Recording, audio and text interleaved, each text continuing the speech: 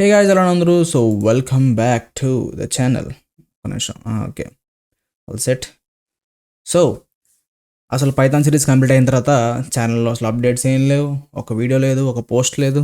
ఏం చేస్తున్నావు బ్రో అంటే ఏం లేదు, అలా సరిపోయింది టైం అంతే.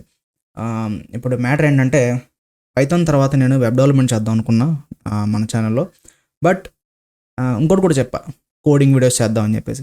సో ఇప్పుడు ఏంటంటే నేను ఎప్పటి నుంచో డ్రాగ్ చేసుకుంటూ వస్తున్న విషయం ఏమైనా ఉందంటే డిఎస్ఏ అనమాట.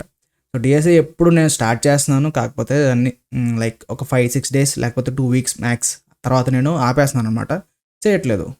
సో ఇప్పుడు ఏంటంటే నేను ఎలాగో న్యూ ఇయర్ స్టార్ట్ అయింది కాబట్టి so day 1 to last day నేను ఒక కోడింగ్ ప్రాబ్లం అయితే సాల్వ్ చేద్దాం అనుకుంటున్నాను. డైలీ ఒక కోడింగ్ ప్రాబ్లం సాల్వ్ చేద్దాం అనుకుంటున్నాను. అండ్ నా మైండ్ సెట్ ఎలా అంటే నేను ఒకరికి ఎక్స్ప్లెయిన్ చేస్తాను అనుకో, నాకు బాగా అర్థమవుతుంది అనమాట. సో నాకు ఎక్స్ప్లెయిన్ చేయడం కూడా ఇష్టం. డైలీ ఒక క్వశ్చన్ సాల్వ్ చేయడం, సో దాన్ని మీకు యూట్యూబ్లో ఎక్స్ప్లెయిన్ చేయడం చేద్దాం అనుకుంటున్నా. ఓకే, సో అది కూడా ఎలా అనుకుంటున్నారు, ఫస్ట్ నార్మల్గా అందరూ ఫాలో అయ్యేవి అంటే బ్రూట్ ఫోర్స్ అనమాట, అంటే హార్డ్ కోడింగ్ అనమాట. అది అంటే ఎక్కువ లైన్స్ ఆఫ్ కోడ్ వచ్చేస్తుంది. ఫస్ట్ అది రాసిన తర్వాత దాన్ని ఎలా ఆటోమైజ్ చేయొచ్చు. ఓకే, లైన్స్ తగ్గించే కొద్ది మనకి చాలా డిఫరెన్స్ వస్తుంది. ఇప్పుడు 1 to 10 నెంబర్స్లో ఓన్లీ ఈవెన్ నెంబర్స్ కావాలనుకో, మనం ఓన్లీ ఈవెన్ నెంబర్స్ రావడానికి మనం మాడ్యుల్ ఆపరేటర్ యూస్ చేస్తాం కదా. సో దాన్ని ఇంకా ఆటోమైజ్ చేయడానికి మనం ఏం చేయొచ్చు.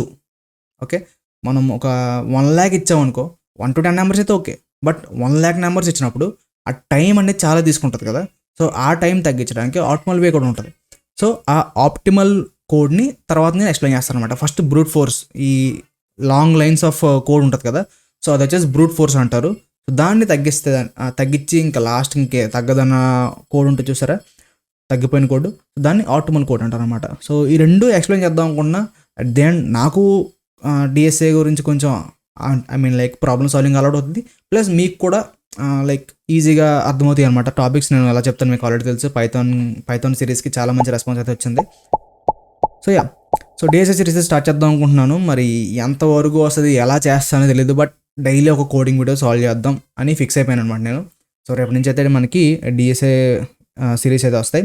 అండ్ బై ద వే, కొంతమంది ఏంటంటే వెబ్ క్యామ్ క్వాలిటీ లేదు అన్నారు, బట్ వాయిస్ అయితే మాత్రం చాలా క్వాలిటీ మెయింటైన్ చేస్తాను. వెబ్ క్యామ్ ఏంటంటే ల్యాప్టాప్ కెమెరా అనమాట ఇది. సో ల్యాప్టాప్కి ఇచ్చిన జస్ట్ 0.2 MB అంతో నాకు తెలిసింది. సో ఇది 720p కెమెరా, 1080p కూడా కాదు. సో ల్యాప్టాప్కి ఇచ్చిన క్యామ్ అనమాట ఇది.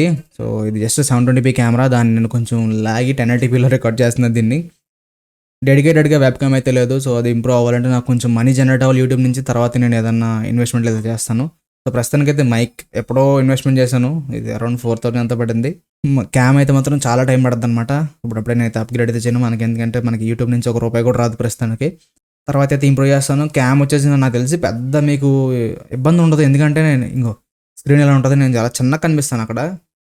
సో ఐ డోంట్ థింక్ ఈ క్యామ్ అనేది మీకు అంత ఇబ్బంది చూపిస్తుంది అనుకోవట్లేదు. సో మెయిన్ నేను ఏంటంటే ఈ డిస్ప్లే మీకు క్లియర్గా ఉంటే చాలు కదా. సో కోడింగ్ అయితే ఈజీగా ఎక్స్ప్లెయిన్ చేయొచ్చు మీకు.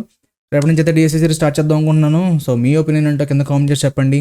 సో ఇది అప్డేట్, ఇది చెప్దాం అని చెప్పేసి ఈరోజు ఈ వీడియో చేస్తున్నా. ఓకే, సో రేపటి నుంచి అయితే మనం స్టార్ట్ చేద్దాం. రేపు వచ్చేసి ఫస్ట్ థింగ్ మీరు తెలుసుకోవాల్సింది ఏంటంటే టైం కాంప్లెక్సిటీ అన్న మ్యాటర్ తెలుసుకోవాలి. సో దాని గురించి ఒక వీడియో చేస్తాను, తర్వాత మనం కోడింగ్లోకి ఎంటర్ అవుతాం. సో రేపటి వీడియోలో కలుసుకుందాం.